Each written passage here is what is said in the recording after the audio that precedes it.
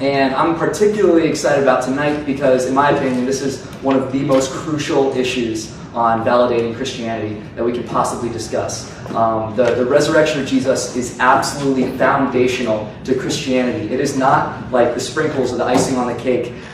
If Jesus was truly resurrected from the dead, literally, historically, bodily, died and then was resurrected again to life, I would suggest that changes everything about the human existence from then on out. Likewise, if that didn't happen, then the very foundation of Christianity, in my opinion, crumbles, because this was something that they said proved that Jesus is God in the flesh. And so even Paul the Apostle in the Bible, this is the man who wrote a significant portion of the New Testament, said, if only for this life we have hope in Christ, we are of all people most to be pitied. And so Paul is basically throwing down the gauntlet and saying, if this is all a myth, and if Jesus wasn't resurrected from the dead, then we are fools. We are believing a myth. We are believing a lie. Likewise, Jesus said himself that he was talking about the Pharisees, and people were saying, oh, give us a sign, give us a sign, give us a miracle to prove that you're God. And he said, you're not going to get a sign except for that of Jonah. I'm going to be gone and Jonah was in the belly for 3 days. But anyway, Jesus basically said, the most foundational point to prove that I am who I say I am is I'm going to die and come back to life. And if he didn't do that, if he didn't come back to life, then that changes everything about Christianity. It shows that either Jesus was a liar, or he was foolishly mistaken, or those words were added in later, in which case he didn't say anything like that, and we can't trust the Bible. So I would just suggest to you, and hope that you take it seriously, that whether or not this event truly happened in history, literally, historically, and bodily, whether or not Jesus came back from the dead, has a dramatic impact on our day-to-day lives. If it did happen, then I'd say it validates Christianity. And if it didn't happen, it completely discredits Christianity, and it's nothing more than a self-help philosophy. So with that, I'd just like to introduce our contenders for the evening. I have a brief bio for each man. So David Wood, right here, it says, David is a former atheist who converted to Christianity after examining the historical evidence for the resurrection of Jesus. He is a member of the Society of Christian Philosophers, the Evangelical Philosophical Society, and the Hume Society, and has participated in more than 30 public debates with representatives of atheism and Islam. You can reach David at his website, acts17.net. He will be arguing against the motion. He believes that he will be arguing that the resurrection did happen. Once again, the motion of the evening is that the literal resurrection did not happen. So he will be arguing against that. The man arguing in favor of the motion is going to be Farhan Qureshi. And he is a former Muslim who defended the religion of Islam on the academic stage. He has debated theologians, philosophers, apologists, Christian apologists, thinkers and activists at universities, churches, and on media programs. He is now officially an agnostic and is the director of the website beliefrevision.com. He is currently pursuing a doctorate in clinical psychology and has worked in mental health for the past 5 years. I've met David at a number of events in the past at NYU, and I'm very excited to have him back. It is the first time that I've met Farhan, and I'm very excited that he's donated his time to come and engage us in this way.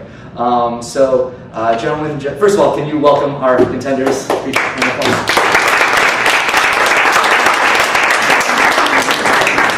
Before we get into opening statements, by no means are you identified solely by your past or any conversion experience or anything like that, but nonetheless it is kind of interesting the philosophical framework that you both came from and then changed to something significantly different. So would you mind I'll give you maybe a minute apiece to say, not to say what like the single biggest thing was that changed you from your former philosophical identity to your current stance now. Just to give the audience a flavor of who you are personally.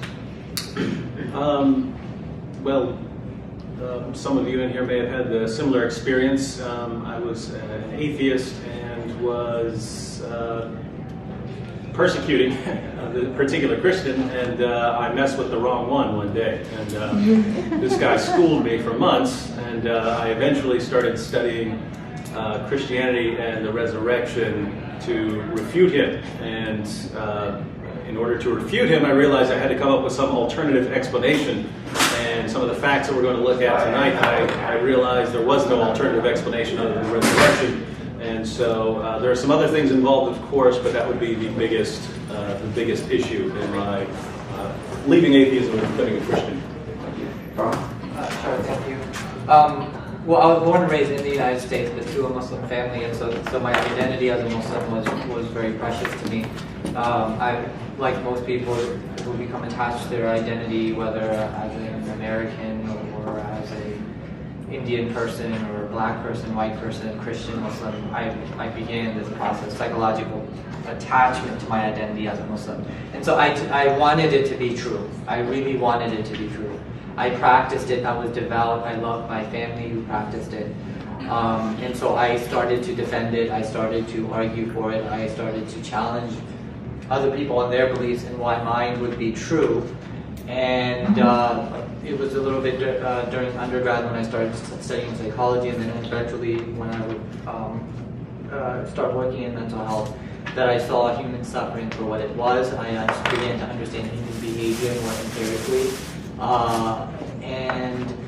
As a result, I realized that religion was an indoctrination process, that people's minds are conditioned and that they are brainwashed, either or they convince themselves that their worldview is true to the point where it's difficult to see outside of the box or fathom otherwise. Defense mechanisms, if you will, come into play, denial and whatnot, in order to protect the ego from anxiety. And so once I realized that about myself, once I was able to do that introspection, I realized that nobody deserved hell, which is eternal suffering and torture and misery. That's what led me to leave Islam altogether. Great, thank you. With that, Farhan, you will get the first opening statement. You'll get 8 minutes. From here on out, I will basically be the timekeeper / questioner. So basically, just so you guys know where we're headed, the first portion of tonight will be opening statements. Then the next will be questions from myself that we've put together ahead of time for both contenders. Then they'll have a chance to answer, and then there will be a response, as there will be a response for the opening statements. Then the next section will be more of a cross-examination, where I become purely a timekeeper, and they will have an opportunity to ask deliberate questions back and forth to hopefully keep whoever they are talking to on topic. Most of the time, I've seen numerous debates in my life, and a lot of the time, each candidate just talks about the issues at hand that he feels is the strongest, and they never actually try to dialogue or dismantle or defeat the opposing statements or the opposing logic. They just dance around where they feel comfortable, and they both accuse the other of not attacking their own view, and they accuse the other of not really digging into the issue. And so the second portion is going to give both of these men an opportunity to keep their opponent on track, and they'll both get an opportunity to do that. Then the third portion is when you guys will be able to ask your questions. Like I said, we'll collect them, and then I will ask them from the front. So without further ado, Farhan, I'd like you to come to the podium, and we'll begin tonight. Good evening, ladies and gentlemen. Thank you for coming. Thank you, crew and NYU, for hosting us today. And David Wood, it's always a pleasure to be with you and to see you again. So I appreciate everybody for putting this together. This is the first time I'm actually debating the resurrection topic. I've debated numerous other topics related to Jesus in the Bible, problem of evil, philosophical issues, but this is the first time I'm actually having the opportunity to discuss the resurrection. And I think that it's important because the moderator was absolutely correct that the resurrection is the most crucial topic to prove Christianity. I think it's the only one. You might have arguments for or against God, but in terms of Christianity, I think the resurrection is the big topic. And by the resurrection of Jesus, what we mean is that Jesus died medically for 3 days and 3 nights, and then came back to life. That's generally the understanding. But more than anything, more than any other reason that skeptics would reject the resurrection narrative is because of its miraculous nature. It's more of an issue of whether an event of this kind could occur than anything else. Miracles are unbelievable. people from primitive societies believed in all sorts of crazy things. It's therefore no surprise that a resurrection narrative exists, no different than other miracles attributed to mythological beings or individuals within history, whether it's Mithra, Horus, Moses, Dionysus, or others. So there's many miracle myths that are out there. So it's not a surprise that such a story or a narrative exists. There were a few things, from when I was a Muslim that I still cherish, and this is some of the wisdom gems that you can find perhaps in every religion. But there was a saying of Muhammad, alaysul qabru kal mu'aynati, which means that hearsay is not like seeing. And I think that resonates perfectly well with this situation. Because we weren't there. I wasn't there. I don't know what happened. I don't know what those individuals were possibly witnessing or thinking when they claimed that they saw Jesus resurrected. I think that there's plenty of natural explanations that can be given, though, for the events that took place some 2,000 years ago. Now, the next thing that I want to point out, that God could have absolutely produced a miracle, being an omnipotent or all-powerful being, for the purpose of people believing. He could have done so in a much better and more convincing way than creating a historical mystery, if you will. I think that there could have been something that God could have done better than the resurrection 2,000 years ago in primitive Israel. And so this is the first issue that skeptics will argue, is that extraordinary claims require extraordinary evidence. And I think that this is an extraordinary claim, and therefore the evidence that David provides has to be extraordinary as well. And the reason why the resurrection is even called a miracle is because it is so unlikely, it is so improbable that we have to call it a miracle. Now, the next issue is using history as evidence, because history is somebody hearing a story from somebody else. And Bart Ehrman is very famous for repeating that he himself is a historian, and he says that it's somebody hearing something from somebody who heard it from somebody else, who heard it from somebody else, who heard it from somebody else, who heard it from somebody else. And that's what we're doing here. We're using history in that sense as evidence, and not saying that there can be no historical investigation. I think historical investigation is crucial to us considering what the past might be. I just think that there's better, or skeptics would say that there's better forms of evidence, and that God, being an omnipotent or all-powerful being, should have been able to produce something more convincing in terms of Christianity specifically. Now, when we talk about the Bible, there's some issues about the narratives even with the Bible, because first of all, none of the authors of the Bible were eyewitnesses, whether it's Paul or the four Gospels. None of them, we don't know who the authors are. These are anonymous titles. The individuals who witnessed the resurrection were lower class fishermen from Galilee, and so they weren't very educated.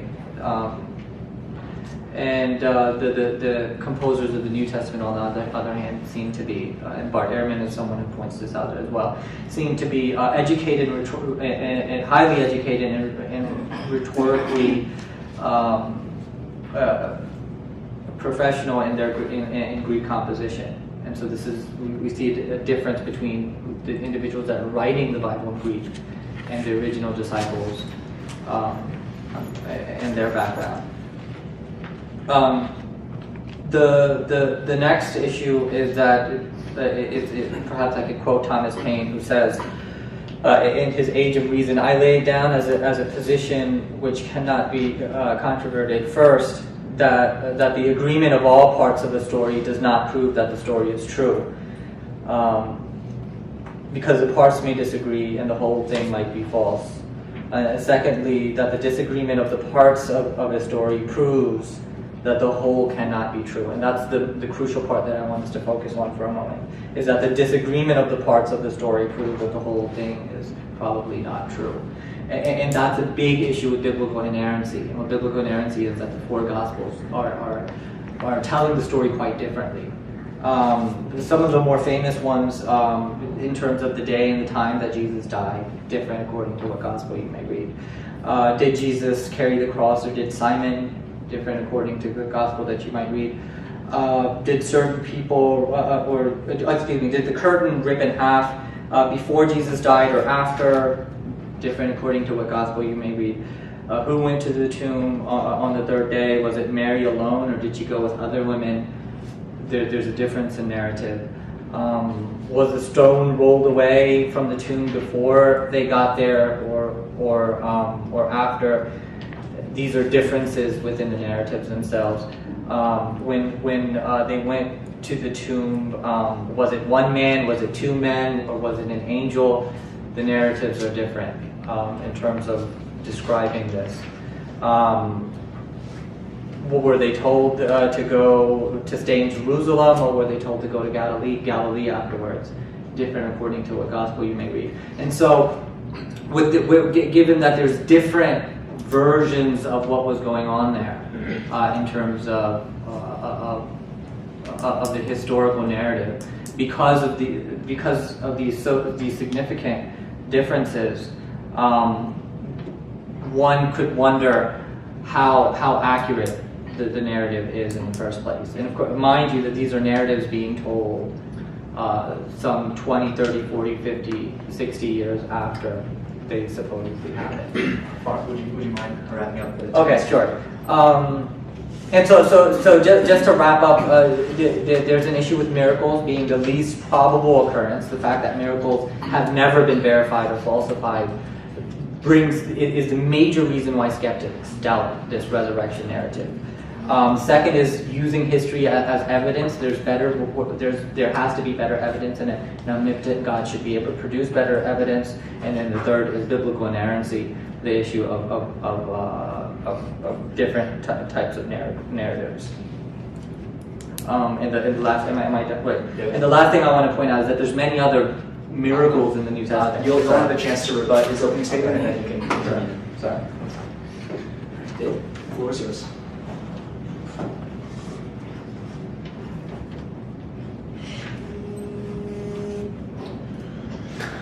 Well, good evening. I'd also like to thank NYU and crew for hosting the debate, and Farhan as well for making my task so easy tonight. I can tease it. We've been friends for years.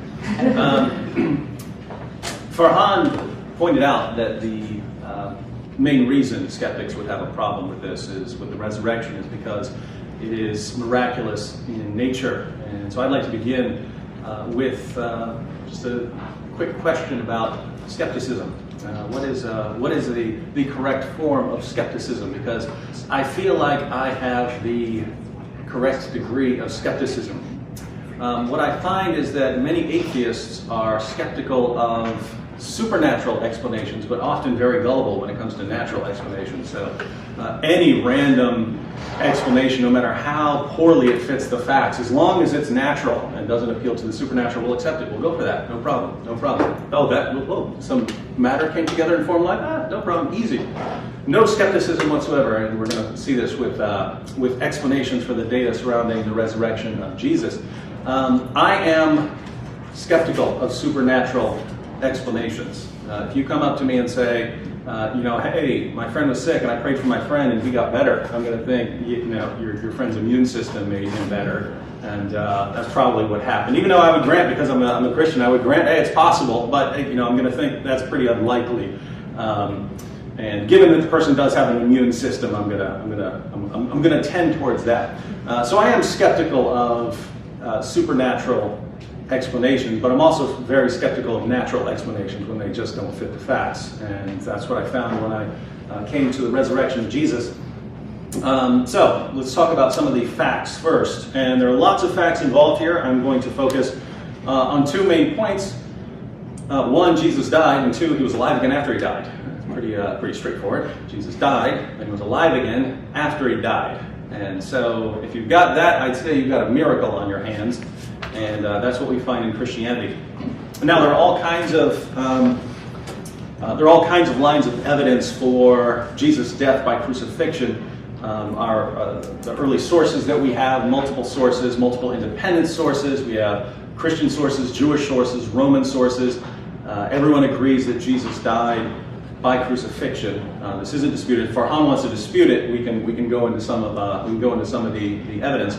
But I'll just point out, given what we know from history and the historical sources and what we know about Roman crucifixion, this is not disputed at a scholarly level. And I'll quote a couple of non-Christian scholars here just to give you an idea of what even non-Christian scholars say about Jesus' death by crucifixion. Atheist New Testament scholar Gerd Ludemann says that Jesus' death as a consequence of crucifixion is indisputable. So it's not, hey, we have some good evidence for it. It's indisputable historically. John Dominic Crossan of the notoriously liberal Jesus Seminar says that there is, quote, not the slightest doubt about the fact of Jesus' crucifixion under Pontius Pilate. And he adds that he was crucified is as sure as anything historical can ever be. And since Farhan brought up Bart Ehrman, I'll be quoting Bart Ehrman here and there. Bart Ehrman says, one of the most certain facts of history is that Jesus was crucified on orders of the Roman prefect of Judea, Pontius Pilate. So notice, these guys aren't saying, well, we have some reason to believe it, or, history is a really weak tool, maybe we have some reason to think that Jesus might have died, or something like that. They're saying, indisputable, one of the best established facts of history, period. So Jesus' death by crucifixion isn't the real issue. The issue is whether he was alive again later. And Christians appeal to various arguments here, arguments for the empty tomb, arguments from fulfilled prophecies, and so on. I'm just going to stick with appearances because that's why I became Christian. Also at the scholarly level, just as there's no dispute about Jesus' death by crucifixion, there's no dispute about whether the apostles had experiences that they believed were appearances of Jesus. So people like Ehrman and others don't believe that Jesus actually appeared to the apostles, but scholars in general at least grant that the apostles were convinced to the point of being willing to die that Jesus had appeared to them. I'll give a couple of quotations here. Gerd Ludemann again says, it may be taken as historically certain that Peter and the disciples had experiences after Jesus' death in which Jesus appeared to them as the risen Christ. Paula Fredrickson said, I know in their own terms what they saw was the raised Jesus. I'm not saying that they really did see the raised Jesus. I wasn't there. I don't know what they saw. That's what Farhan just said. But I do know as a historian that they must have seen something. And Bart Ehrman once again, for it is a historical fact that some of Jesus' followers came to believe that he had been raised from the dead soon after his execution. And Ehrman also believes these followers had experiences that they believed were appearances of the risen Jesus.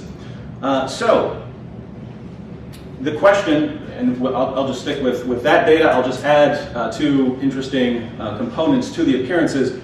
Some of those appearances were to enemies of Christianity. So Jesus' half-brother James rejected Jesus during his earthly life, and soon after Jesus' death, James comes back and starts preaching, even to the point where he was eventually stoned to death for preaching the gospel. And the Apostle Paul, of course, who was an early persecutor in the church, tried to wipe out Christianity, also started preaching Christianity, started preaching the gospel based on the claim that he had seen the risen Jesus.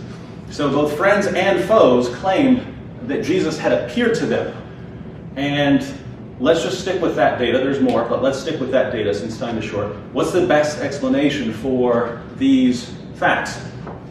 Lots of people, I believe, die for things that aren't true. But when we turn to the apostles of Jesus, it's very different. If I die today for something I believe in, it's because I heard it from someone and I happen to believe it, and then I go out, and I believe it so firmly I'm willing to die for it. The apostles were not dying for some message that they heard from someone. They were dying for something they claimed they saw with their own eyes. And given how these men went to their bloody deaths proclaiming that they had seen the risen Jesus, we have to ask ourselves, what convinced them? What gave them that degree of confidence that they were willing to die for this? And we can ask that question about anyone who dies for what they believe, but with these men in particular, it was about something they had seen. So what did they see that convinced them to the point that they're willing to go to their bloody deaths proclaiming that they had seen this man risen from the dead? And the only explanation I could ever come up with when I was examining this was that they actually saw the risen Jesus. Farhan says he has plenty of naturalistic explanations. I would love to see them because I haven't found any that even come close to explaining this in any coherent way. But at the end of the day, Farhan is right. The main reason that people would reject this is because of some allegiance to naturalism or to just because we reject miracles in general. And the problem here is, naturalism as a worldview is falling apart. It doesn't account for the origin of the universe, it doesn't account for fine-tuning, it doesn't account for biological complexity, it doesn't account for human consciousness, it doesn't account for the reliability of human reasoning abilities, it doesn't account for laws of logic, it doesn't account for moral laws. It's falling apart. And I think somewhere in here I'll quote one of your professors at NYU, who's a world-class philosopher who just came out with a book saying that within about 2 generations he believes that naturalism as it's taught today is going to be something that people laugh at because of how rapidly it's disintegrated. But if naturalism just doesn't account for our world, then we can't rule out supernatural explanations of phenomena. And if we're going to allow supernatural explanations, then I think you have to allow one here. Thank you. Farhan, your rebuttal to his opening statements.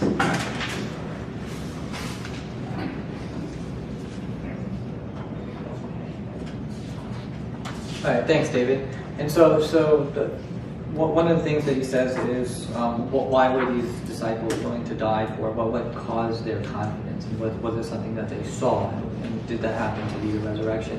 Well, what we know through group psychology is that it doesn't have to be one particular incident. We have to understand that these were individuals that were traveling with Jesus, that they were absolutely overwhelmed and rebellious against the Roman rule at the time, and so they had this emotional and political connection there. It said that the fishermen were absolutely treated unfairly by these Roman rulers. The fish that they would catch for the people was not compensated, and so these people were upset by their situation.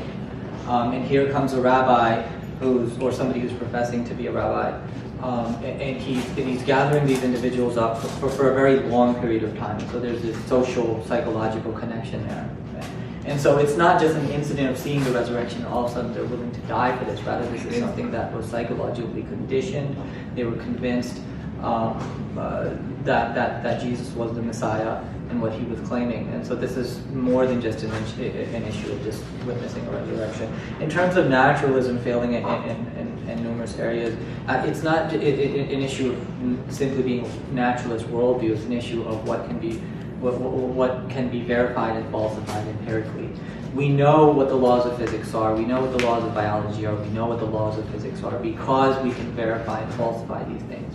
Miracles cannot be verified and falsified, and therefore we must be skeptical of any claim of a miracle that cannot be verified and falsified in that sense. So this is an issue of the scientific method. It's not an issue of a philosophical worldview. Now, in terms of what they had seen, I agree.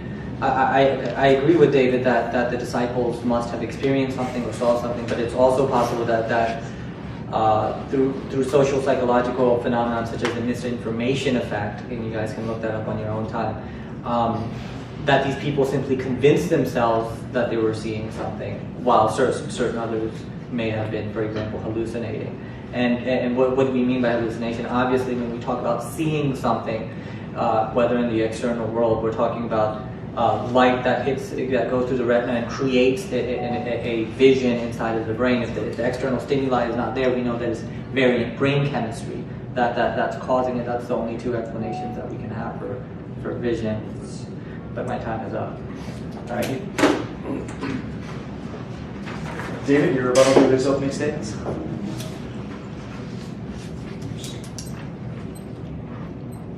All right.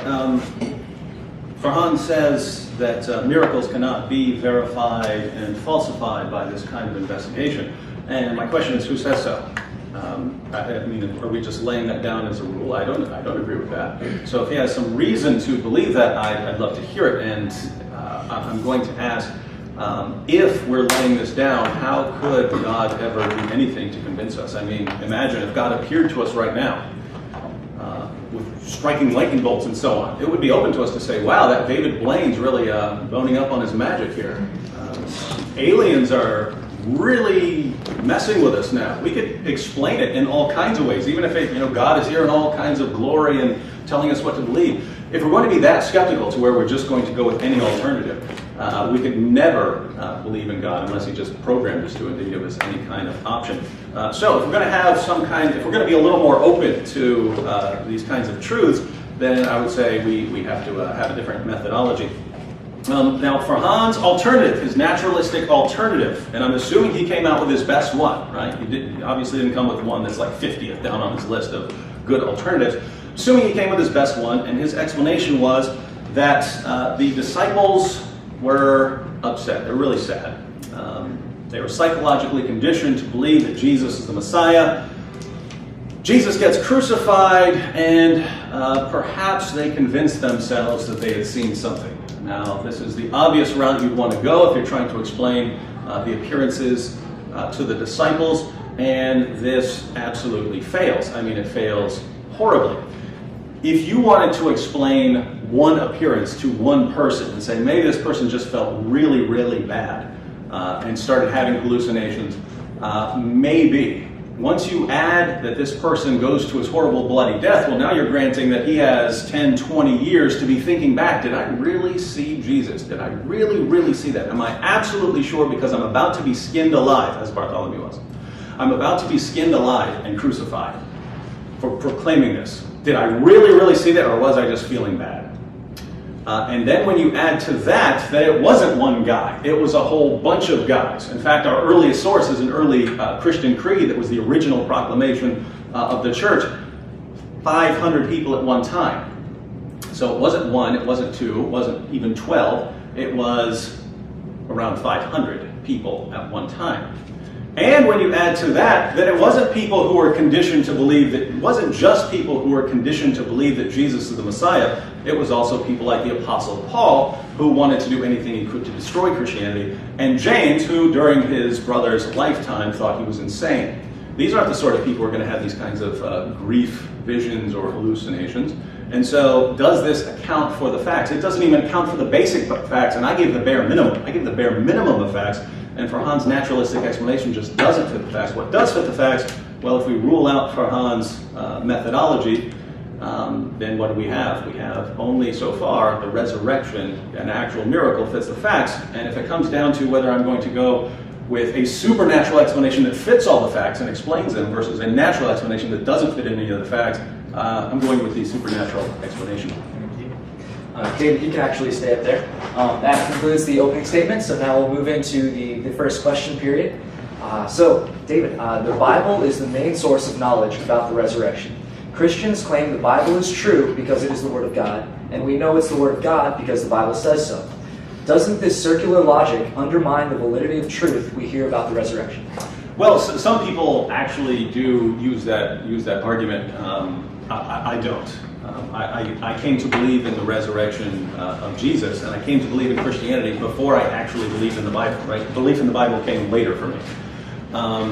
When I was reading the Bible, I was treating it, okay, here's a collection of first century documents. So here's a collection of first century documents, and it was based on that. It was based on that, treating it as historical documents, which is what any good, reputable scholar will say, whether it's Bart Ehrman or anyone else. These are the first century documents. And they're historical documents. These are first century Greco-Roman biographies. So as far as my own thinking, it was, here, let's see what I can establish from these historical documents. Then I came to believe in the resurrection. And then after believing the resurrection, believing, okay, this is God's sort of central work and sign in history, obviously he's going to want to preserve this, and so you eventually get to preservation and inspiration of scriptures. But I wouldn't start with belief in the inspiration. Some do. Again, I came from an atheistic background. I would regard that as kind of circular there. But the resurrection doesn't depend on presupposing belief in the inspiration of Scripture. Notice I appeal to facts, that scholars in general, like people like Bart Ehrman and so on, and what's the best explanation of facts. And but anyway, that's just my. Other people have an argument for Scripture like that. And there are different arguments you could give. But again, for me, started with the miracle and then working out from that central miracle, which can be investigated historically. Hey. Yes. Farhan, you'll get a chance to respond, and then you'll answer a question of your own. Just so the audience is on the same page, they've mentioned Bart Ehrman a number of times, and he's one of the most respected non-Christian historical scholars alive today. Arguably, he has studied the New Testament extensively, and he's personally he's very skeptical, and so he's a very extensive debater, and so yeah, just so you know. So you'll have about a minute to respond to his answer to the first question. Yeah, just a note on Bart Ehrman. He was actually a devout Christian who went through seminary as well, and due to the problem of evil and suffering, as he cites it, decided to have a change of belief. And I think that's very important too, because David here was an atheist, I was a Muslim, and there was a radical transformation in terms of belief revision, which is what I'm focused on nowadays. Is philosophically what is causing belief update, belief revision. You can see that on my website, beliefrevision.com. But in response to what David said in terms of circular reasoning and using the Bible as a primary evidence for the historical resurrection of Christ, I would say that to me is a problem. It's furthermore a problem in terms of how the date in terms of which the narrative were being told, the inerrancy that I mentioned in my opening statement, the contradictory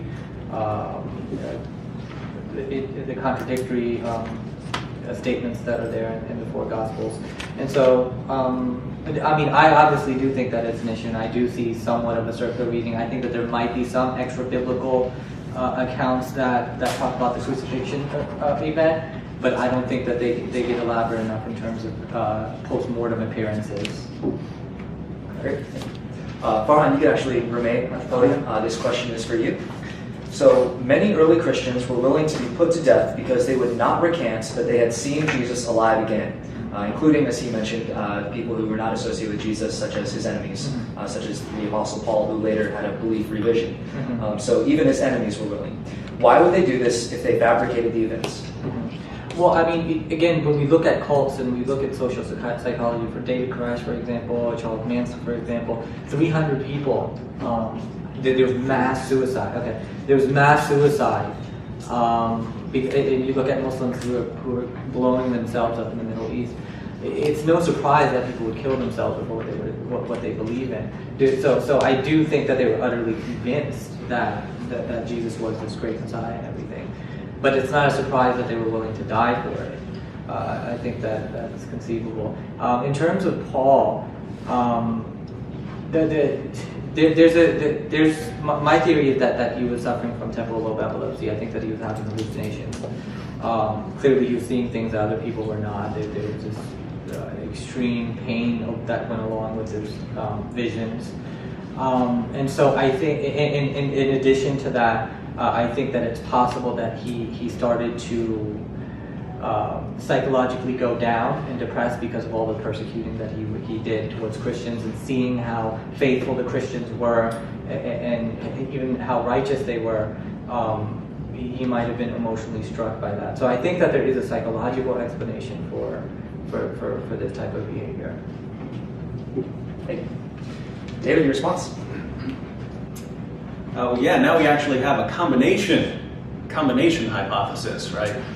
Because Farhan wanted to explain the beliefs of the disciples, of Jesus' original followers, through some kind of conditioning and grief hallucinations.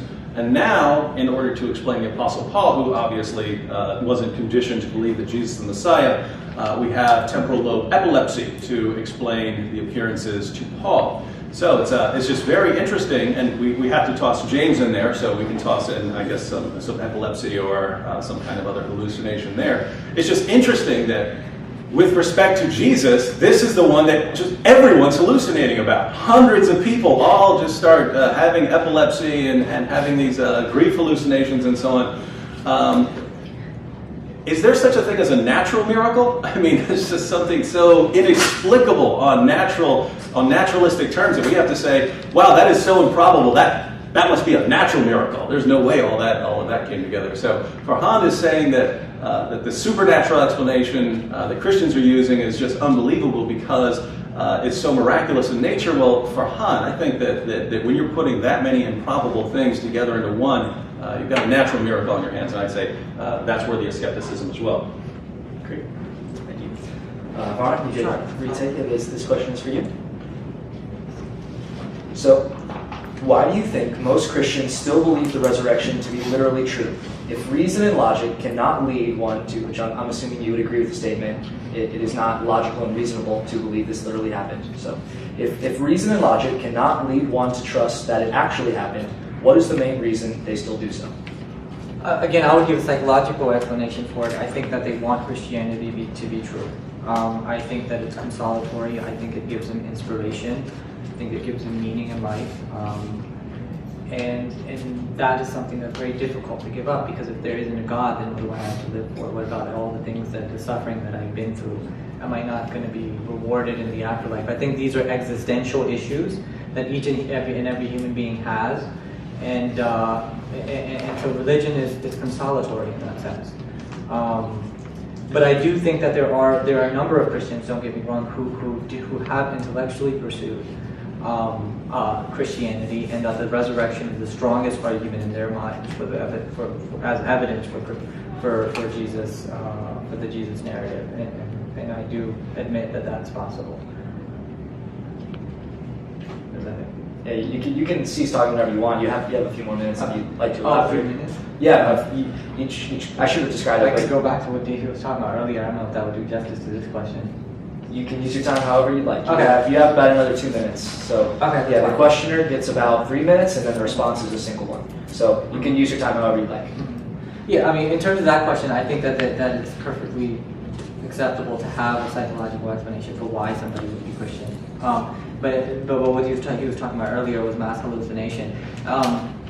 I doubt the 500 number. I'm not sure if we can historically verify that there was hundreds of people who were seeing this.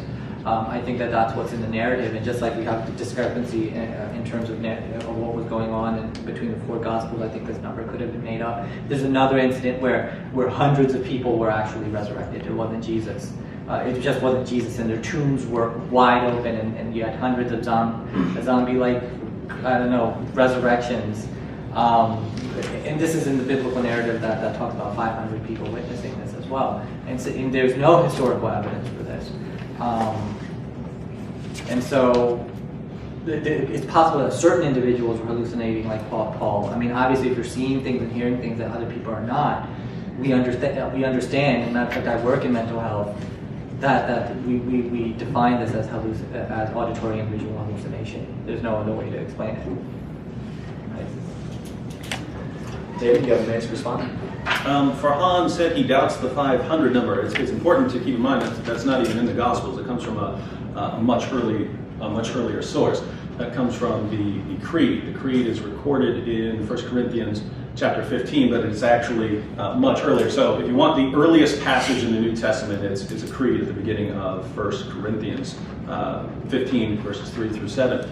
And that's where we come up with the number. And why is that important? Because even critical scholars will date this creed to within 2 years of Jesus' death and resurrection. So if this is circulating in 2 years, and this is on the list of witnesses, these 500 people, certainly not something that would have obviously been exposed as a lie pretty quickly. The hundreds of zombie-like people, the Bible doesn't give any number of the people that were raised, but it's an interesting point. It doesn't say hundreds or anything like that.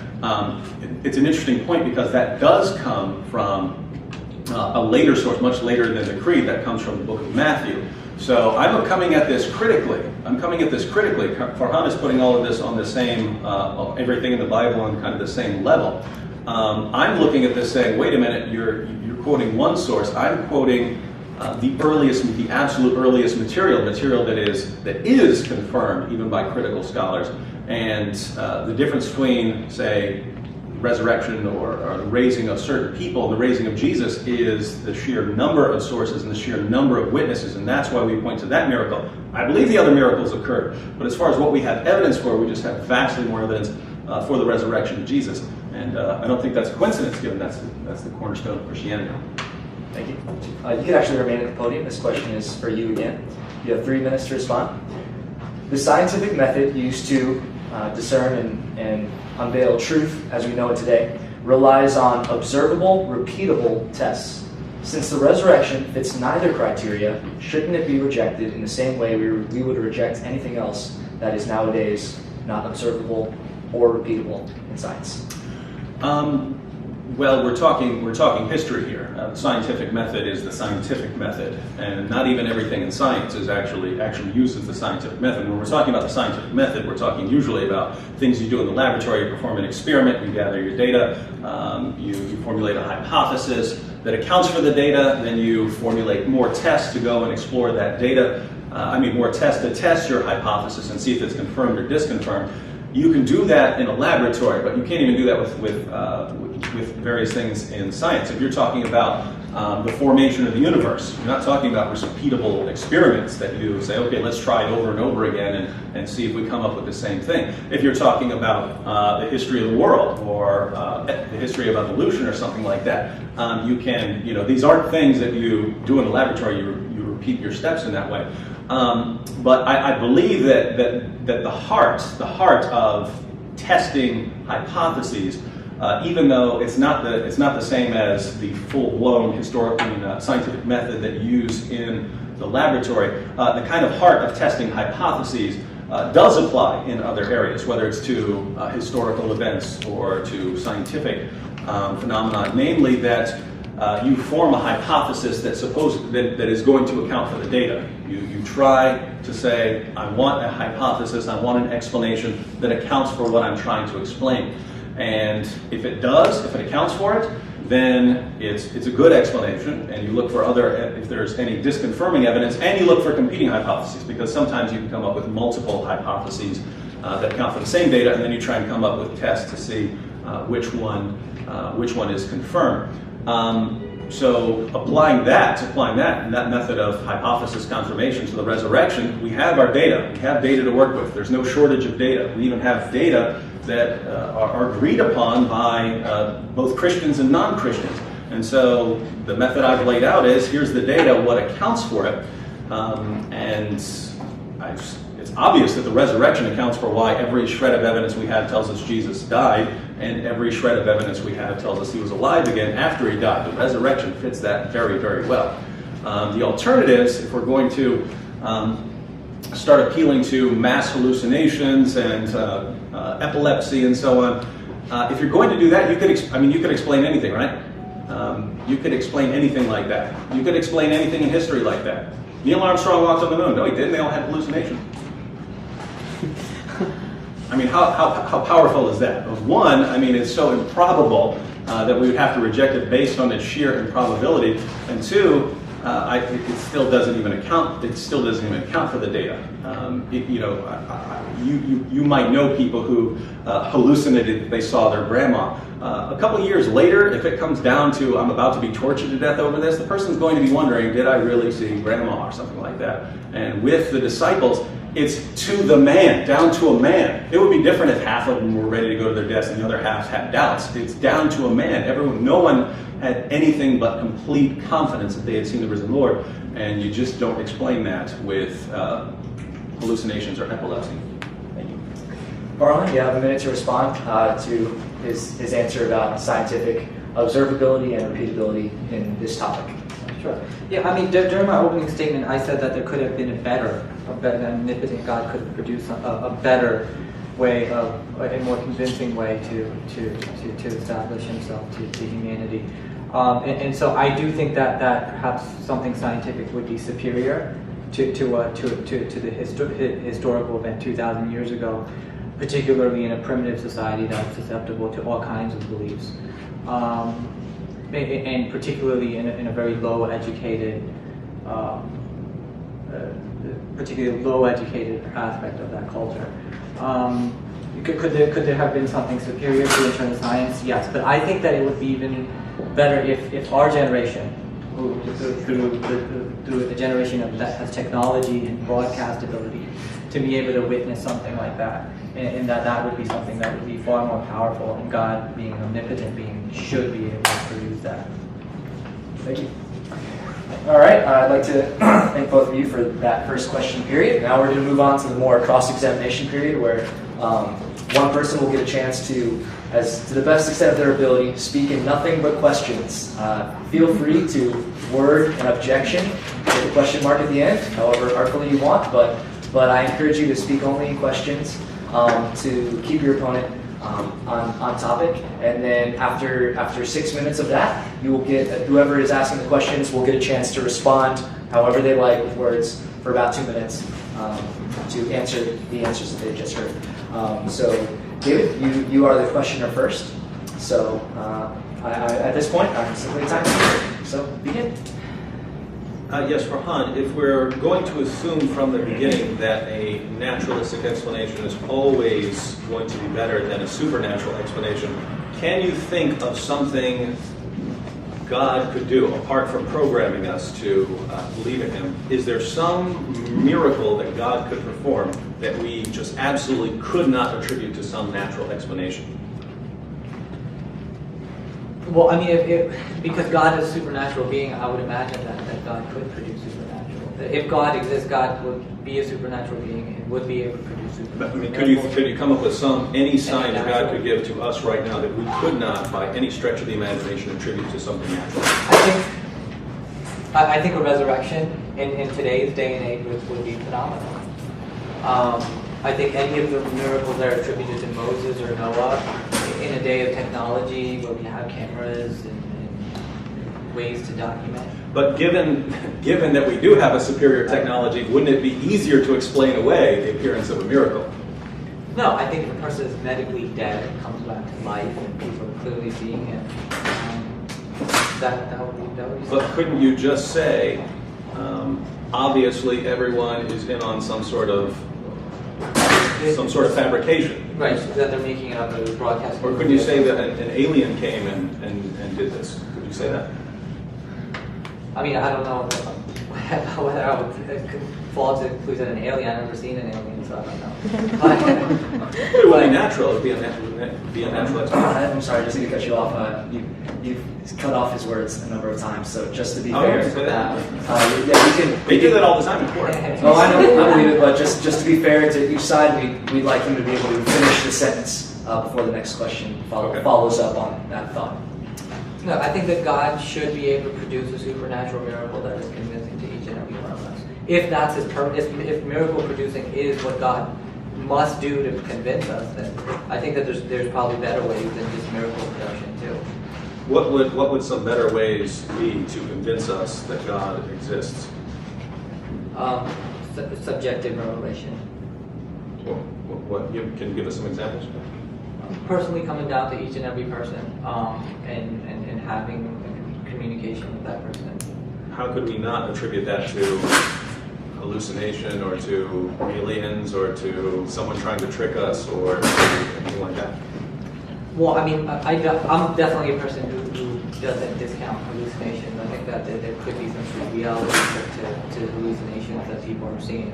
And I think that there's certain mystics and psychiatrists that would agree with that. So I'm not against hallucinations being, just dismissing hallucinations. I think that they could have profound revelations, but in terms of, I think that there's a wide range of hallucinations and they symbolize different things to different people. Farhan, you said extraordinary claims require extraordinary evidence. Do you see why some people might regard explaining all of the appearances, both to some friends and foe, as hallucinations that gave them such confidence they're willing to go to their bloody deaths? Can you see why some people would regard that in itself as an extraordinary claim, that there was that level of hallucination? Well, I mean, I would wonder what the level of hallucination that we're talking about is, how many people were included. I think, like I said, the 500 number, even if it's in Paul's writing, Paul wasn't there. Who did he hear it from? There's no verification in the four Gospels of that number. For example, there's nothing about the empty tomb in Paul's narratives either. There's talk about his resurrection, but the empty tomb happens to be completely, that Paul was completely silent on. And so there's issues in terms of the biblical narrative. And I would wonder how many people were actually convincing themselves or hallucinating in this scenario. So suppose we go with kind of the lowest number, let's say 11 apostles, 11 followers of Jesus, plus James and plus Paul. Can you see why some of us, myself included, would regard the claim that these 13 people all became so convinced that Jesus appeared to them, not seeing some foggy vision, but so convinced that he had appeared to them and had given them commands that they go to their bloody deaths, attributing this to brief hallucinations or epilepsy? You see why some people would regard that as an extraordinary claim, extraordinary. No, I mean, I can see what you're, don't get me wrong, Dave, I completely understand what you're saying in terms of, you know, the numbers here, but I think that there have been examples in history, in India in particular, where several individuals have seen, for example, the guru levitating. There's several stories of that kind. There are examples of organized schizophrenia and schizotypal individuals, and matter of fact, Harold Camping was one of the most recent ones. What they didn't necessarily hallucinate, but that doesn't mean. But we're talking about people who have variant brain chemistry that cause hallucinations coming together to form cults. That is something that we do know and have researched. Do you know of other examples where you had sort of friends and foes all coming together, hallucinating about the same person and going to their deaths for the confidence that this instilled in them? Or is this kind of a unique? I mean, I think that they were all pretty much friends. I think James was the only foe that we know of. I mean, Paul came a lot later, but James was the only one, and he was Jesus' brother. So there was some emotional connection there. All right, thank you. David, your response to what he's just saying? You have 3 minutes. Well, again, you say 3 minutes? Actually, for the sake of time, can I make it 2? Sure. I asked Farhan for an example of, I asked him for several times for an example of something that God could do where we couldn't, we still wouldn't believe it if we're going to use this, we can just spout any naturalistic explanation we want and that's going to be more believable.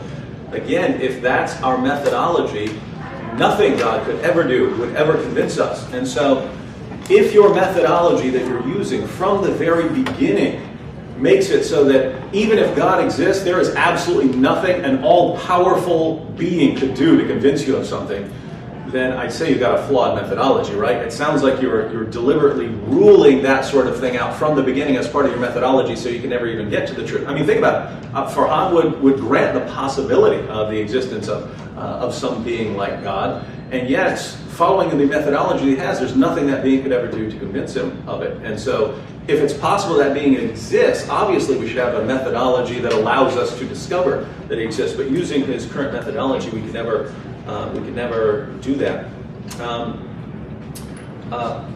As far as the other issue that we discussed, whether his claim that maybe these guys got together and they were having some kind of hallucinations and they have this brain chemistry, and the Apostle Paul comes along later and so on. Maybe this is a combination of epilepsy and hallucinations. I mean, just think. I mean, what are the odds? If you said one guy was so nuts that he went to his bloody death based on something he saw, that would be one thing. When it's everyone who is there and they're all saying the exact same thing, and it's both friends and foes, it's people who were devout followers of Jesus and people who were devout enemies of Jesus, and they all see the same thing and go to their bloody deaths, I think you've just pushed the limits. I think you've pushed the limits of believability with these natural explanations. Thank you.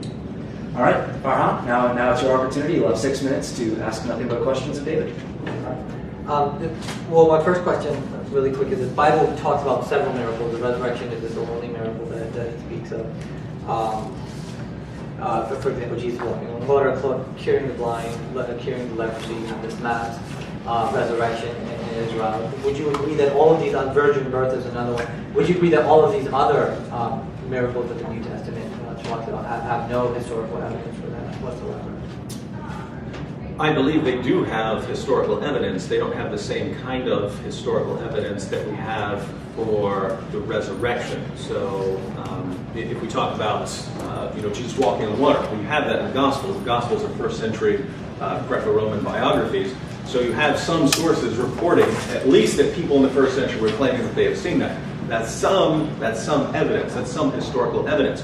But that's different from the evidence we have with Jesus, where the information is so early and so widely attested that even critical scholars are granting the core facts of the resurrection without admitting the miraculous. They're granting all the facts that the claim of the miracle is based on. You don't have, for instance, Mark Ehrman granting, hey, Jesus was there, he was on the water, we don't know how to explain it. You don't have that sort of thing, but you do have that with the resurrection, granting at least the facts that it's based on.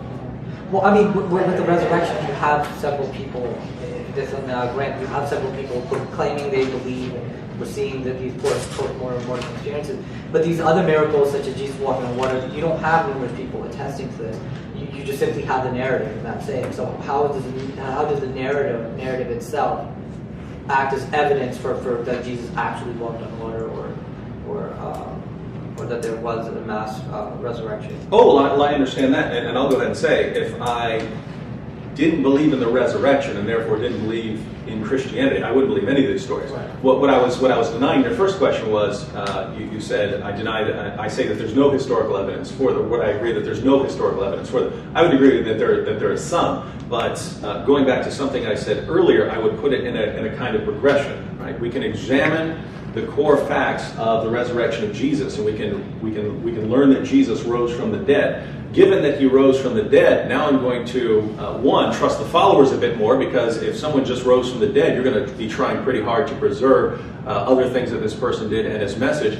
And if you have now a miracle, then that's where inspiration comes along. This is something God is doing. God is obviously going to want to preserve this message for future generations if he's doing this kind of work. And therefore, I would expect God to be somehow involved in the preservation of the material. So for me, this isn't true of everyone, but it starts with the resurrection. No, I mean, like I said, I understand why the Christians are arguing the resurrection as a historical evidence, but you do agree that there's no argumentation for these other miracles that elaborate as you do with the resurrection. You could make an argument for them. You could say, look, the feeding of the 5,000 it occurs in all the Gospels. Therefore, you have multiple independent testimony to this miracle of Jesus. You could argue that, but. If I weren't persuaded by the resurrection, no, I wouldn't be persuaded of these other miracles. In other words, I would say, okay, you guys agreed, and so what? I don't believe it.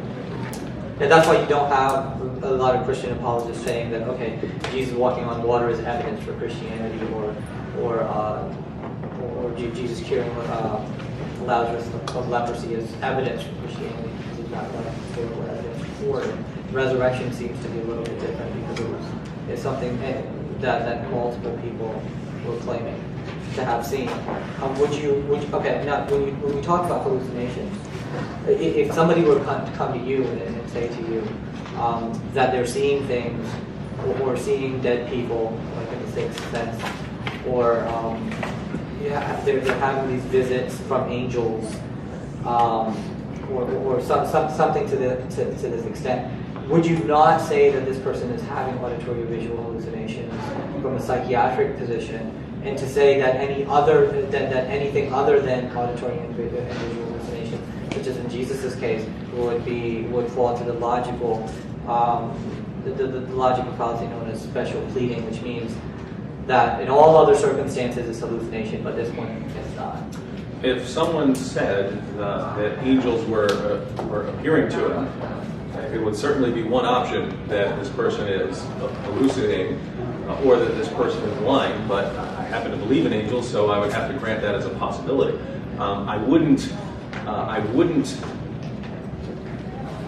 believe that it was necessarily that it was hallucination. I wouldn't necessarily believe that it was from God if the circumstances were radically changed to where it was many people all saying they saw the same angel. But just to give you an example here, my mom said she saw a ghost one time, but her husband also saw it, right? So they both saw the ghost. So normally I would think, okay, my mom said she saw a ghost, who cares? When they're both telling me that they were sitting there witnessing a ghost that stood there for several minutes, then I have to start thinking, I don't know, right? The point is, I don't necessarily believe that they saw a ghost, but I'm not going to discount it just because now it's you have multiple people saying the same thing, and with the resurrection, of course, this is far beyond that. Okay. That's the time we have. So right now you have 2 minutes actually to respond to everything you just heard. Okay. Well, I mean, there are stories, and I come from a culture where there's stories of ghosts and demons and goblins, that multiple people have gone to a haunted house and experienced the same thing, or something along those lines. I think the psychology in this sense, in terms of hallucination, is it's very elaborate. So there's a lot of different types of hallucinations that people have. Especially when there's communication that, I saw this. Like, for example, the misinformation effect in social psychology, we know that this information can be fed into a person, and a person genuinely believed that they saw something that they really did not. And this is something that's been researched in social psychology, and there's peer-reviewed articles for things like the misinformation effect. I think that because when we're talking about hallucinations, when we're talking about visions, we're talking about brain chemistry, we're talking about if it's an external entity that light is going to reflect off of that entity and it's going to go through the retina and create an image inside your brain. If it's not there, then it's variant brain chemistry that's causing it. These are the only 2 types of visions that we as human beings know of. There's no additional explanations for it. And this is something that we can do the fMRI scans on the brain to actually observe that these are the 2 types of visions that human beings have. This third phenomenon of beings being present with no variant brain chemistry, and yet there's nothing external to their presence, is simply unheard of. And so what I'm saying is that special pleading is when, in all of the known cases that we have, that these things are hallucinatory. But in this special case, it's not, and that's special pleading. Oh, okay, great. That's fine. Thank you for that. So we'll now move into the third portion of the debate, which is the audience questions that we've collected. If at any point you want another card, or we might even go to raising their hands, but if you still have your card and you haven't passed it in, feel free to write a question and just pass it up to the front to Sydney or myself, and it might still make it in if we have time. So the first question is for David from the audience, and it's rather long, but it says, my question deals with the great assumptions of this debate. Great assumptions. This debate is not, the core of Christianity is not that Jesus died and was resurrected, but that the God of Jesus is a universal God of all people, and his teachings and judgments apply to all. Why is it that an occurrence that confounds human definitions of truth and certainty confirm or justify a worship that condemns people to damnation and others to paradise and unity with God? Isn't a miracle like a resurrection just something we cannot explain? And why should the human limits of truth be the basis for judging people?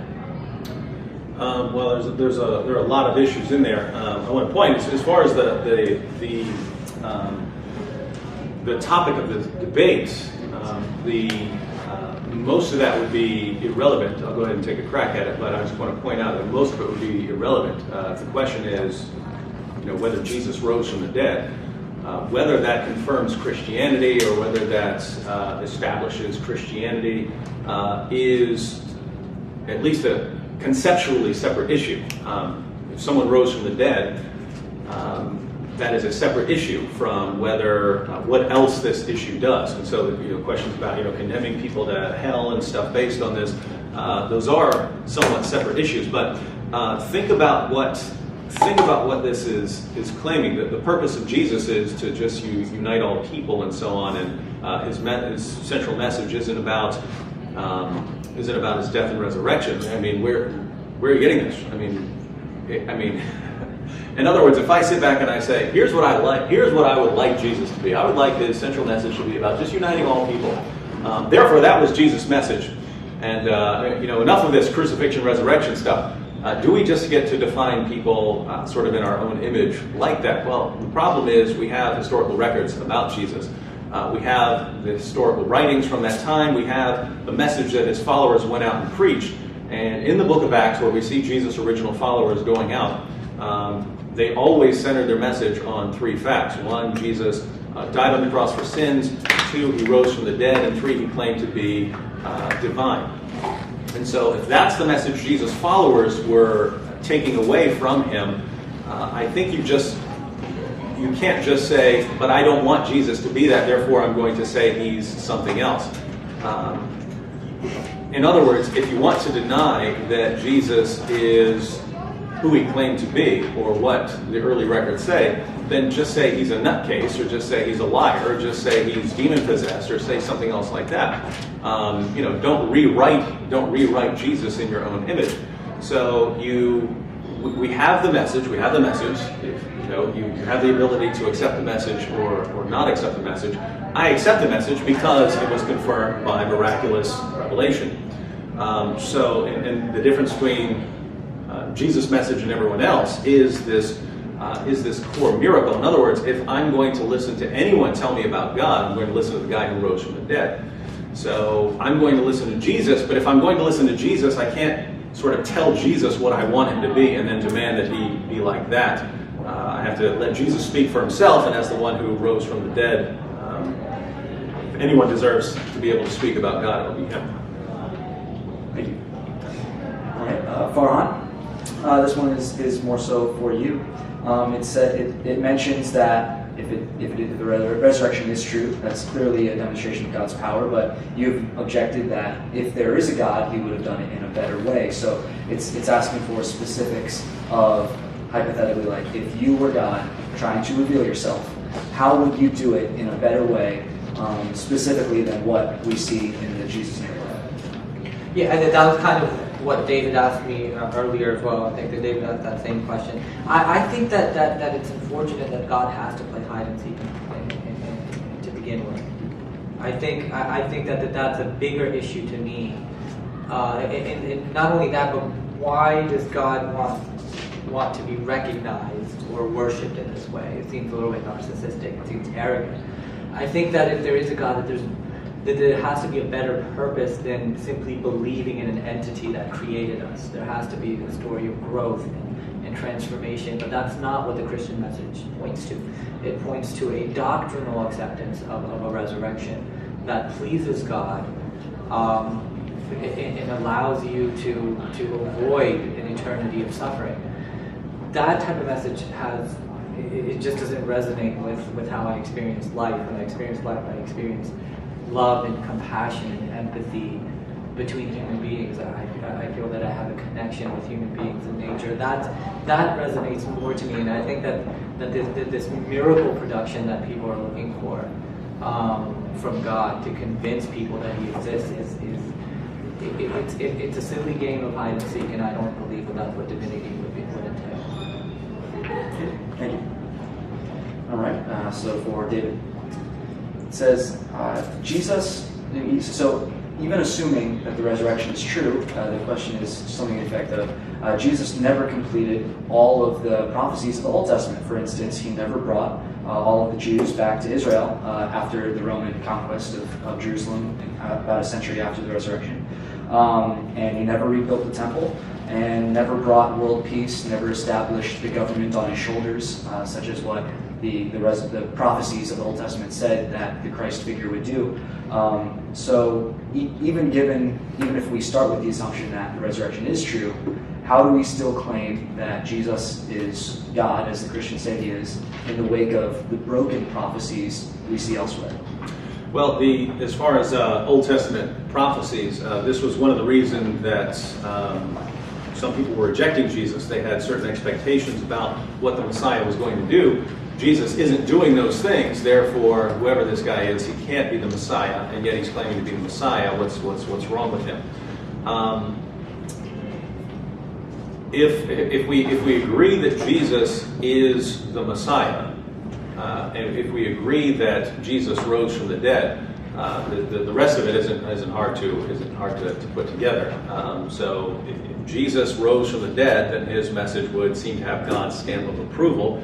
Jesus says that he's the Messiah coming to bring the kingdom of God, that he's going to go away and that he's going to come back. So any prophecies that hadn't been fulfilled at the time of Jesus, obviously going to be fulfilled in the future. And that's why you have Jesus claiming in the Gospels that he's going to come back and he's going to judge things like that. Now, if you reject the resurrection, I would say, yeah, he doesn't fit, and who cares what he said to begin with. But if we're saying that, because it sounded like the question was, granting the resurrection, how do we reconcile all these other things? Well, if we're granting the resurrection, then we're granting that he does have this divine confirmation, and therefore what he says about returning and so on, that all fits together. And so once again, it kind of comes down to whether you accept the resurrection or not, as far as whether this fits together. Sure.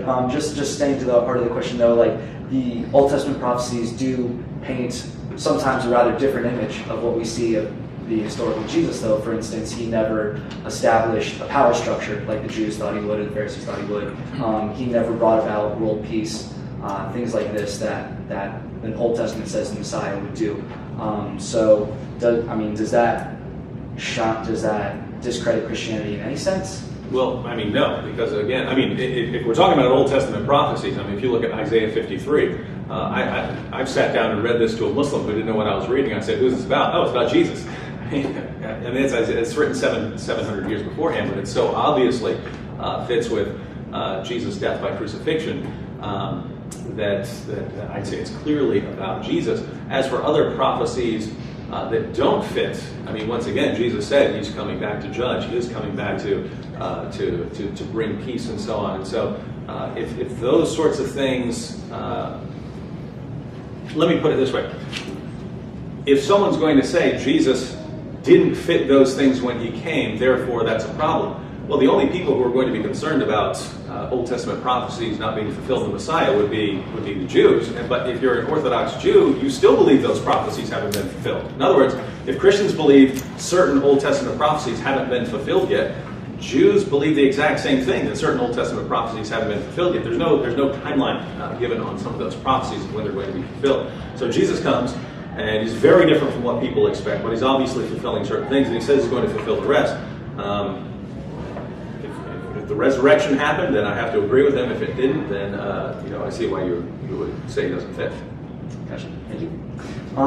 Most of the questions were for you, David, so this will be the last question of this section, and we'll move into the closing statements.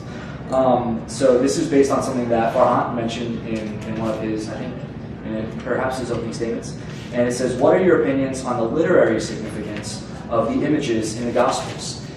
He mentioned that they were uneducated fishermen who produce these very articulate, very literary, very noteworthy pieces of historical work. So is it possible that a group of well-read scholars gathered to write the next Aeneid? No, I didn't get to this, but I completely disagree with Farhan's description of the Gospels. The Gospels are exactly what you would expect, given the people who are claimed to have written them, with the possible exception of John. So Mark, we don't have much of a description of, but he seemed to be a well-to-do young man, a traveling companion of Paul and Barnabas and so on. He didn't seem to be some dumb, uneducated person. Matthew was a tax collector. He would have had some education. He wasn't a fisherman. He was a tax collector. This was a businessman. He would have been used to taking notes and so on like that. It would have been difficult for him to keep track of the events of Jesus' life. Luke was a physician who would have been extremely educated. Luke was a physician, so he would have been extremely educated, and I don't think it's a coincidence that this is some of the best Greek in the New Testament, and then we have the book of Acts, which even non-Christian historians agree is very well written history. That's exactly what we would expect from a very well-educated person. So the only question as far as the Gospels are concerned is the Gospel of John, is the Gospel of John itself, which does claim to be written by a fisherman. I don't necessarily associate being a fisherman with being dumb. I don't. You could be the smartest man in the world and be a fisherman. Jesus was a carpenter, super intelligent person. I don't associate being a fisherman with being dumb. But at the same time, if we're speaking critically, there are lots of scholars out there, and there are even Christian scholars who believe that based on some of the things that are said at the end of the Gospel of John, that the Gospel of John is actually sort of John and John's followers putting this together. And we know that throughout the New Testament they would have scribes, right? So lots of times Paul would sign the letter in his own hand at the end, but he's dictating to a scribe.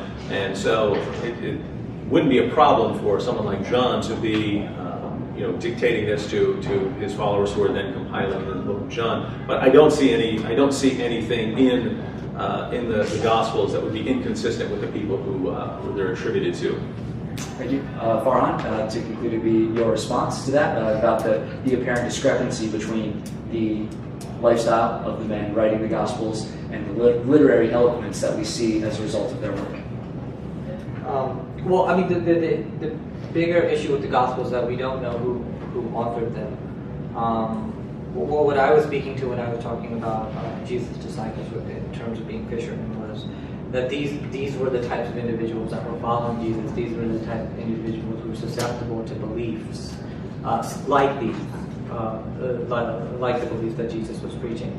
And so when I'm talking about low education, when I'm talking about the primitive cultures, what I mean is that this is a type of culture, and these are the types of people that were susceptible to these kind of belief systems. For Peter, and I think, Peter's actually identified as being illiterate in the book of Acts, and so there is a level of illiteracy there, but more important than that, I think that there was a connection between these disciples. They're tired of the Roman Empire. They wanted to rebel against it. For example, Judas was a zealot, right? Judas was a zealot. It's described as a zealot. They had problems with the Roman Empire, and so they had an additional reason to come together and follow Jesus as well. And so, I mean, I wasn't trying to do that to belittle the followers of Christ. I'm simply trying to say what these types of people were obviously susceptible to. Great, thank you. That will conclude the question period. So, Farhan, you got the first word. You'll also get the first word now. You have 6 minutes for your closing statements. Yes. I get the first? Yes. Okay.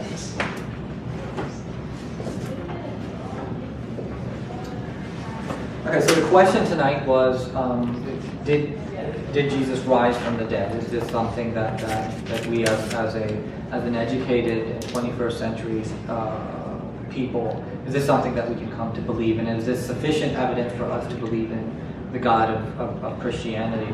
And I would argue that this is the strongest argument that Christianity has.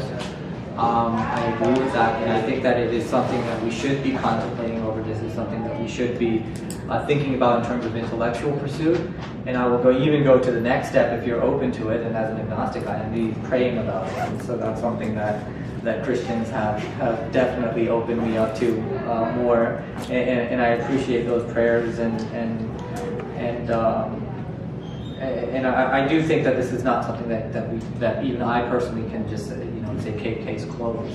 I think that that the way that the Christians paint the picture or how the New Testament narrative explains the scenario of the resurrection is interesting, because according to the facts that are there in the narrative, it would seem that it's plausible that Jesus was resurrected from the dead. I have problems with the inerrancy issue of the Bible. There's different accounts in terms of what happened, how many men were there, how many people, whether it was angels or 2 men, how many women went to the tomb, and so there's issues with the narrative that David did not touch on. But the bigger thing, again, for the skeptic is the miraculous nature of this event. And that's something David and I agree on. And the question that the skeptic has is that if there are other explanations that we have, whether it's hallucinations, whether it's people making up stuff, whether it's a stolen body, or whatever the theory might be, if there are other possibilities, then we would prefer those possibilities to the miracle, which we define as the most improbable possibility of all historical events. And so David and I debated the problem of evil yesterday, and one thing that he said that these are all theodicies to explain why God would allow evil. These are all possible reasons why God would allow evil. And so in a similar instance, I would argue today that these are all possible scenarios in terms of what happened 2,000 years ago. And that we should be open to them in the same sense, and that we should prefer those that conform to reality as we know it, that conform to the reality of science and empiricism and falsification, and modern technology. And so, I mean, I do think that there are other explanations. I do think that if people are claiming to hear things and see things that other people generally are not seeing, that they are hallucinating. And I think that these are reasonable explanations for what went on 2,000 years ago. Thank you, NYU and crew, and David Wood again, and thank you guys for coming. Peace and love to everyone.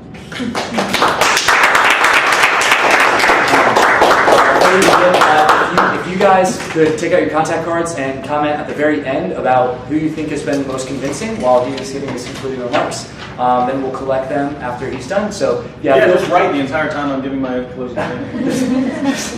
Quickly. Multitask. Or at the end, you can be as respectful as you like, and then right at the very end. But please, at least give him your ear. If you can multitask well, then write. If you can't multitask well, then prioritize David and listen and write later. Have I got 6 minutes? About, yes.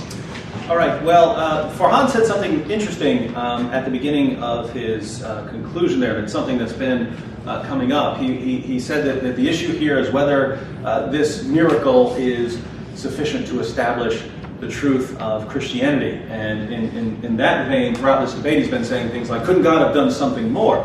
And I'm looking at this very differently. The question is, did Jesus rise from the dead? The question of what it confirms, or how well it confirms it, or could something else confirm it, those are different kinds of questions.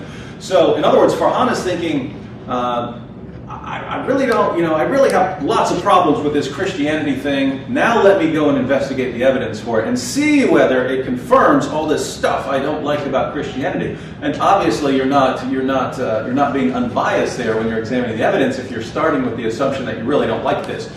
I'm asking a question: did Jesus rise from the dead? And I'm focusing on the evidence. Here's the evidence. Does the evidence confirm that he rose from the dead, or does the evidence leave it open to question, or does it show he didn't rise from the dead?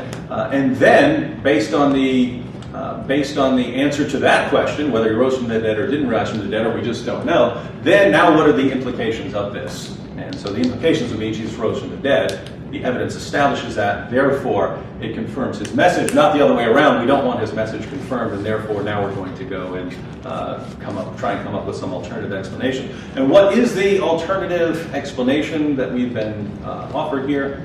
I'll just ask, why do you believe I'm here right now? Why do you believe that I'm standing here speaking to you? If Farhan is correct, you could all be hallucinating right now. We could never know that we could never know that I'm here right now. Because it's possible for all kinds of people to see the exact same thing. Look, if I were not here right now and you were seeing it, it would be in your own mind. It would be in your own mind. That means that the person sitting beside you is not seeing it. Why? Because it's in your mind. It's in your mind. If everyone is seeing it, if everyone's witnessing it, then it's not just in your mind, it's something out there. And what we have with Jesus' disciples, and some foes even, is that they were all seeing Jesus risen from the dead. How do we explain that? I've never seen an explanation that fits the facts other than Jesus' resurrection from the dead. Farhan says that last night in the debate I said, hey, these are possible explanations. We're using possible in different senses here. Last night when I talked about various theodicies, I'm talking about plausible reasons that God might allow suffering. Farhan, it seems, is, well, this is logically possible, right? There's no contradiction in saying that lots of people all were hallucinating the same thing. True, there's no contradiction. It's logically possible in that sense. But it's so radically improbable that it's not something I could ever take seriously, not when there is a perfectly good explanation on the table that accounts for all the facts and does so without any kind of strain given the evidence. Farhan has said that God is playing this silly game of hide and seek. And I'm concerned about Farhan's view of God, that God is sitting there thinking, how am I going to convince these people? Oh, let me perform a resurrection. Oh, that's not working very well. How can I do it? I just can't come up with any way. That's not how things work. I mean, if you take the Christian story as a whole, human beings have decided to rebel, and God says, in effect, okay, if you have decided to live on your own, I'm going to leave you on your own, but I'm going to give you some signs here in case you would like to come to me. That's kind of the message. Not how am I ever going to convince these people? And I just can't do it, even though I'm all powerful. It's not the message. On the issue of the Gospels, he says we don't know who wrote the Gospels. Absolute nonsense. Absolute nonsense. We know who wrote the Gospels. Those are the names that have traditionally been attributed to them. It was in the 2nd century, but these are the followers of these are the 2nd and 3rd generation Christians here. So you can be skeptical about that, but if you're going to be skeptical about the authors just because it's Christianity, be consistent. Doubt Homer, doubt Plato, doubt all of these people wrote these things. If we're just going to say, even though we have evidence for it, even though these are the names that are attributed to it, we're going to just reject them. He says I didn't respond to his complaints about contradictions in the Gospels. Well, that's because I explained in the beginning. I'm approaching them as I did in the beginning when I became a Christian. These are historical documents. And actually, that was one of the reasons I started trusting them in the beginning, that I saw differences, because before that I believed these guys got together and invented a religion. And then I start seeing differences in the narratives, and I think, wait a minute, these are not guys who got together and invented a religion. Otherwise, they would have had these identical stories. So it was actually something that made me start trusting the Gospels more in the beginning as historical documents. As far as inspiration and whether these are actual contradictions, you can find harmonizations of the Gospels pretty much anywhere. You can go on Google, you have books on the harmonizations of the Gospels. I've never seen anything that's really a clear contradiction in these resurrection accounts. And finally, Farhan says that love resonates with him more than this Christian message about brutal judgment based on adherence to a particular doctrine. Farhan, if love resonates with you, I don't know how you're looking at this story, right? I don't know how you're looking at this story about what happened at Jesus' crucifixion and his resurrection. The idea, I'm not saying you need to agree with it, but I'm saying if your focus is on love, what greater love story has ever existed in the world than that God loved us so much that he was willing to pay the price for our sins, that he was willing to enter creation and be beaten and tortured and killed for the sake of the people he loves that much. You can say you don't believe it, you can say it's all nonsense, but don't say that this story is not about love. It's about love from beginning to end. And when we add the fact that all the evidence we actually has only confirms it through the resurrection of Jesus, I'd say, Farhan, time to drop your agnosticism. Please thank our minister.